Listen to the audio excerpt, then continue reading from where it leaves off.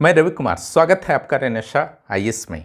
आज हम लोग एक बहुत ही महत्वपूर्ण मुद्दे पर चर्चा करेंगे जो कि लीक से हटकर है। इसे आप स्पेशल क्लास मान सकते हैं। झारखंड के कुछ अभ्यर्थियों के द्वारा, अभ्यर्थियों के एक समूह के द्वारा यह डिमांड की गई है कि जेपीएससी के कार्यों को क्यों न यूपीएससी को दे दिया जाए। इस संदर्भ में उन्होंने अपना पक्ष रखते हुए कहा है अभ्यर्थियों के उस समूह ने कि जो जेपीएससी है अपने कर्तव्यों के निर्वहन में पिछले 20 वर्षों से पूरी तरह से या बुरी तरह से बोलिए असफल रहा है, क्योंकि मात्र 6 सिविल सेवाएं आयोजित कर चुका है। और जो भी परीक्षाएं आयोजित हुए हैं निश्चित रूप से वे कहीं ना कहीं से विवादों के घेरे में हैं और कई परीक्षाओं पर सीबीआई के जांच भी चल रहे हैं। और जो छठी जेपीएससी की परीक्षा हुई जिसके माध्यम से 326 अधिकारियों की नियुक्ति 2020 में की गई थी, अप्रैल में रिजल्ट आया था, उसे भी अवैध घोषित किया जा चुका है 7 जून 2020 को। तो अभ्यर्थियों के एक समूह के द्वारा इन कारणों से ही यह मांग जोर पकड़ती जा रही है क्यों ना यूपीएससी को दे दिया जाए। तो इस पर हम लोग चर्चा करेंगे कि क्या यह संभव है, क्या यह संवैधानिक है, क्या यह उचित होगा। इसी विषय पर हम लोग चर्चा करेंगे। लेकिन इस चर्चा को आगे बढ़ाने से पहले मैं शुभकामना देना चाहता हूं उन शिक्षक, हाई स्कूल के शिक्षकों का, जिसके संदर्भ में कार्मिक सचिव वंदना डांडेल के द्वारा माननीय विधायक अंबा प्रसाद को यह आश्वासन दिया गया है कि एक सप्ताह के अंदर जो 11 गैर अनुसूचित जिले हैं उनके शिक्षकों की नियुक्ति जो 1-2 विषयों की हैं, पेपर में जैसा आया है, ठीक है, उसकी नियुक्ति को प्रक्रिया को शुरू किया जाएगा।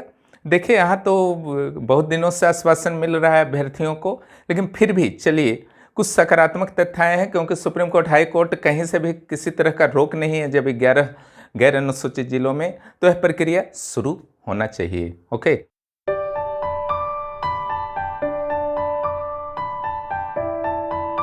चलिए हम लोग अब आते हैं क्या जेपीएससी के पावर्स को यूपीएससी को दिया जा सकता है। देखिए, जैसा कि आपको पता है कि भारतीय संविधान के भाग 14 में संघ लोक सेवा और राज्य लोक सेवा आयोगों की व्यवस्था की गई है। इसके अलावा यह भी आपको पता है कि भारत में संघीय शासन व्यवस्था है। हालांकि संविधान निर्माता जो थे BR अम्बेडकर, उनका कहना था कि अर्ध संघीय है, ठीक है। अब संघीय व्यवस्था क्या होता है उसको थोड़ा सा समझ लीजिए, फिर हम लोग लोक सेवा आयोग पर प्रवेश करेंगे। संघीय व्यवस्था के अंतर्गत अलग अलग लेवल पर, केंद्र लेवल पर, राज्य लेवल पर या उससे नीचे भी पंचायत या नगर निकाय इत्यादि भी आप देख सकते हैं।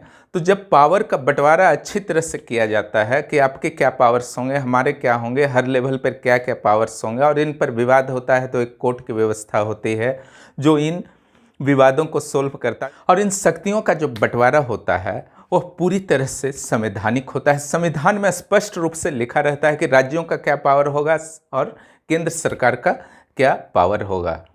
और इन शक्तियों में कहीं ना कहीं से लेजिस्लेचर पावर्स भी आपके विभाजित होते हैं, एग्जीक्यूटिव पावर भी विभाजित होते हैं, टैक्सेशन के पावर विभाजित होते हैं, और इसके साथ साथ राज्य और केंद्र के लिए अपने अपने सिविल सर्वेंट अधिकारी होते हैं। यानी कि यहाँ पर भी स्पष्ट रूप से विभाजित किया जाता है। ये एक संघीय सरकार होता है।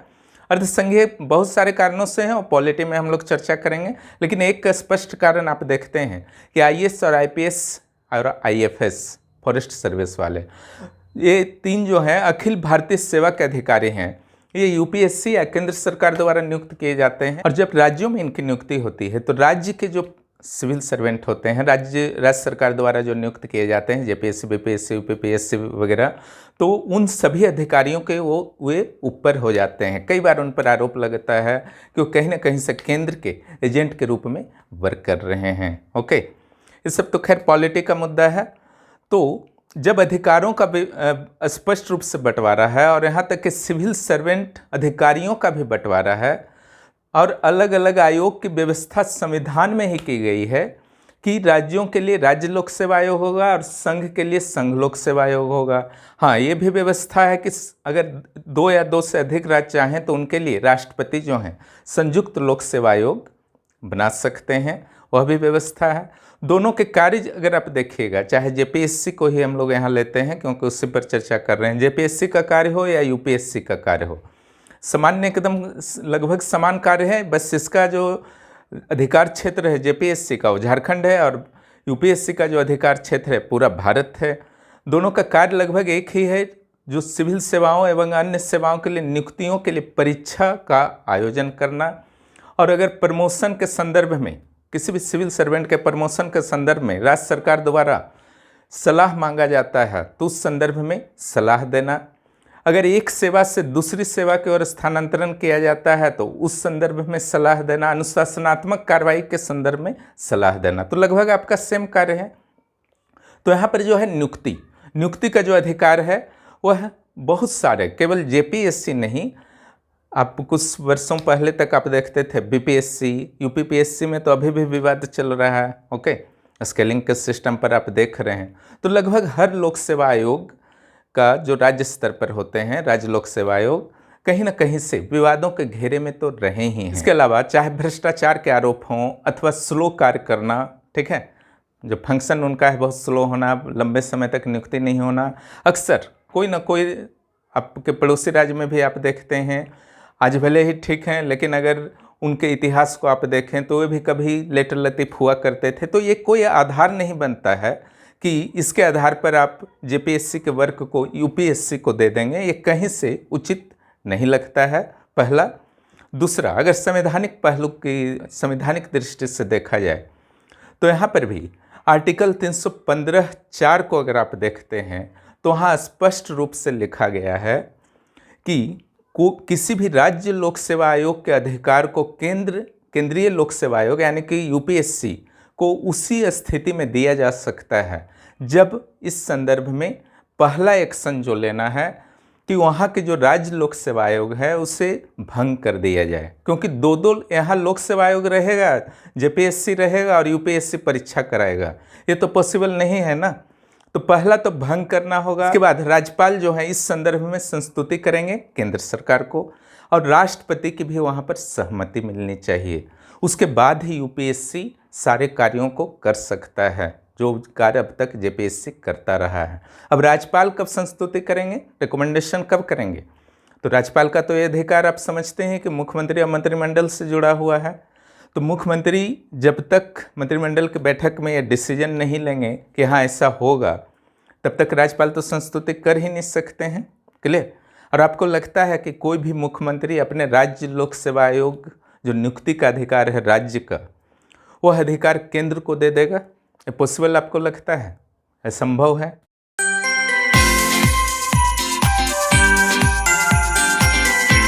इसके अलावा कई अन्य समस्याएं भी क्रिएट होंगी।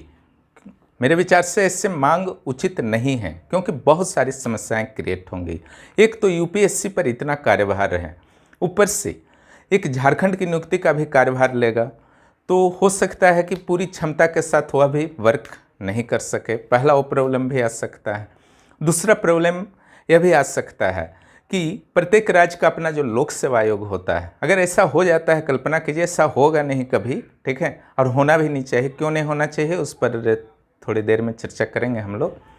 लेकिन अगर ऐसा हो जाता है तो दूसरे प्रॉब्लम जो आएंगे, एक स्थानीय स्तर पर यह आयोग है, स्थानीय सरकार है, यहाँ के जनता के ज़रूरतों और आवश्यकताओं को अच्छी तरह समझती है, उसी अनुसार सिलेबस का निर्माण किया जाता है, उसी अनुसार क्वेश्चन निर्धारित किए जाते हैं ताकि ज़्यादा से ज़्यादा स्थानीय युवाओं का सिलेक्शन हो। यूपीएससी के द्वारा जब भी किसी भी नियुक्ति प्रक्रिया को अपनाई जाएगी तो निश्चित रूप से उसका जो स्टैंडर्ड होगा वह केंद्रीय स्तर का होगा।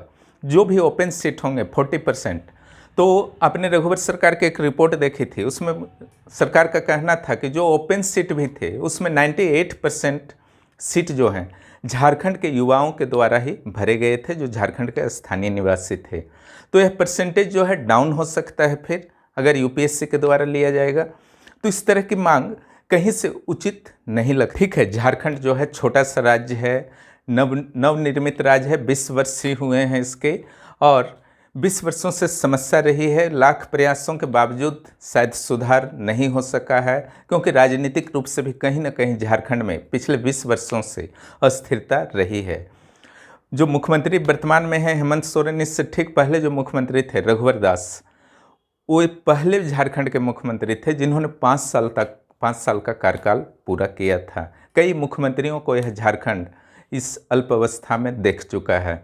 तो समस्याएं आने निश्चित हैं। तो इसे सबको मिलजुल कर सॉल्व करना होगा, ठीक है। अगर समस्या आता है और आप किसी और के माथे पर रख करके आप आराम करने लगते हैं तो कहीं से सॉल्व नहीं हुआ। धीरे धीरे सारे पावर्स को आपको हस्तगत करने होंगे। तो फिर राज्य बनने का मतलब क्या है, संघीय व्यवस्था का मतलब क्या है।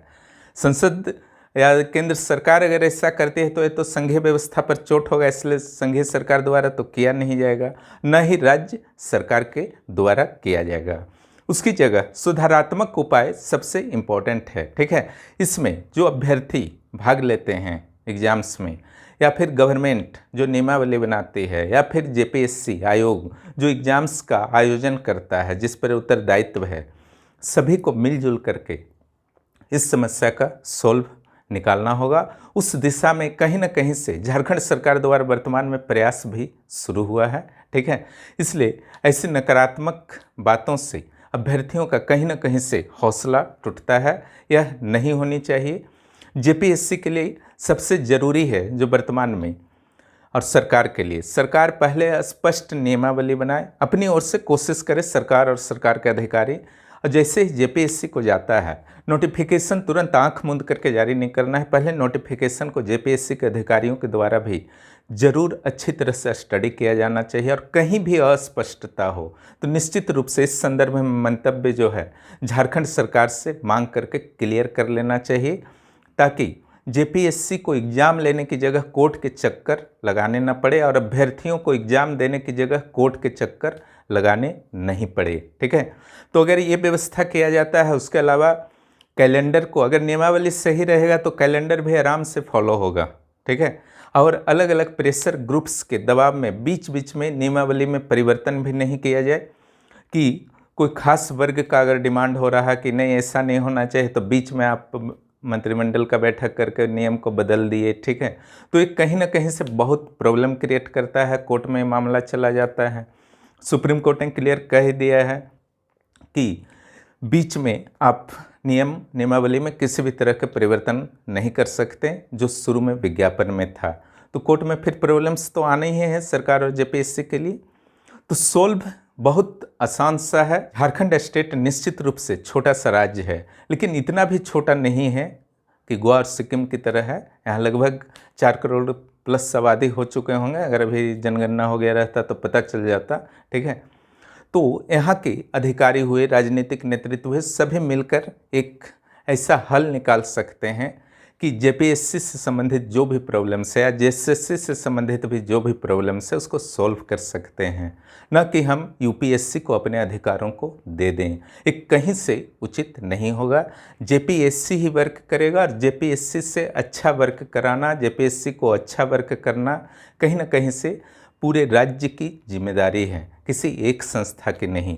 क्योंकि जब भी गलती होता है या कुछ भी प्रॉब्लम्स आते हैं, भ्रष्टाचार होते हैं, तो इसमें कोई एक व्यक्ति शामिल नहीं होता है, बल्कि पूरा का पूरा सिस्टम शामिल होता है। इसलिए सुधारने में भी सारे पूरे के पूरे सिस्टम को ही लगना होगा और निश्चित रूप से इसमें सरकार और कैंडिडेट की भूमिका महत्वपूर्ण होगी। तो इस पूरे चर्चा का यही निष्कर्ष था। आशा है कि आप लोगों को पसंद आया होगा।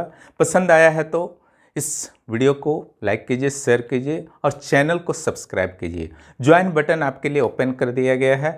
चैनल को आर्थिक सहयोग भी आप दे सकते हैं। वीडियो आपको अच्छे लग रहे हैं, आप इसके सामग्री को यूज कर रहे हैं, आपको लाभ हो रहा है, आप में वैल्यू ऐड हो रहा है, तो निश्चित रूप से इस चैनल को सहयोग दीजिए, ताकि आपको इसी तरह से इस चैनल के माध्यम से लंबे समय तक मार्गदर्शन प्राप्त होता रहे।